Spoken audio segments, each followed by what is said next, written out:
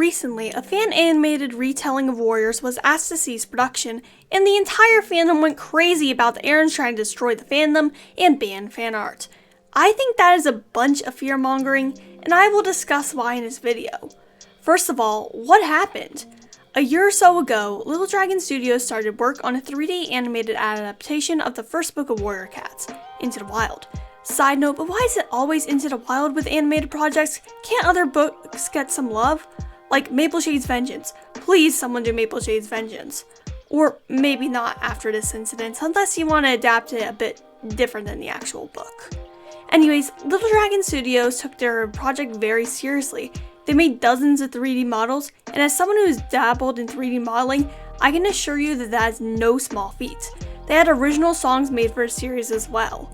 A few weeks ago, Little Dragon Studios were sent a notice by someone representing the Aaron Hunter team, asking them to stop production, which they complied with. However, they did receive permission to post what they had finished to online, which is up on YouTube today. Since then, the Warrior Cats fandom has blown up with tweets, Tumblr posts, and YouTube videos on why all your fan art will be taken down because Aarons have suddenly become evil and hate their fans. But the thing is, that isn't the case. Your fan art is safe. Let's discuss why.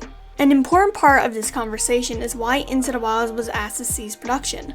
Little Dragon Studios called themselves a studio. That implies some professionality and implies a certain structure to the organization. Studios are often for profit, and even though Little Dragon Studios mentioned on their page numerous times that they are non-profit, the representative may have been concerned about future plans for the studio involving profit. Into the Wild was a direct adaptation as well. It used lines directly from the books without abbreviating anything or adding much new. This is a pretty direct form of copyright violation, and this was a major factor, and the post on Little Dragon Studios' page only confirms this. They could also have seen the adaptation as something that would cut into their profits, as people would watch the series instead of reading the books, which I have to disagree with. If anything, it would bring more people to the series, who would want to read more books after watching the series.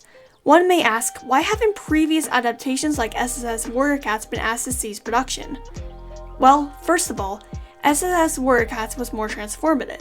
It added new scenes such as the Lion Blaze chase scene, and changed up the dialogue more, like when Longtail tells Spotleaf to not get involved and then he attacks her, which is something that he does not do in the books. SSS Warrior Cats and a lot of other fan adaptations were also made during the early years of YouTube, back before the Adpocalypse and other similar events happened, which altered the way that copyright operated on YouTube. After that, we have to understand how they were told to cease production. They were sent a direct message and had a long conversation about it, culminating in being told to stop the production and giving them permission to post what they had. The Aarons didn't need to be that polite under the law. They could have served them papers and told them to take anything relating to the project down off their channel, or else they'd get sued. The fact that they were that polite shows that they are not blind to the existing community, and are not looking to prosecute fan artists or damage their goodwill to fandom. Because they still allowed it to be posted, I feel as though even if they didn't appreciate the art, they still recognize the potential income that they get from new readers coming in from this series, and the backlash from the fandom who keeps buying books that they took it down. Because of all that I've discussed, I firmly feel as though this is a one-off incident, and cringy cat animations are safe, as long as they aren't a long-form adaptation that directly quotes the books, as is the reason that the Aaron's representative gave for the takedown as per Little Dragon Studios.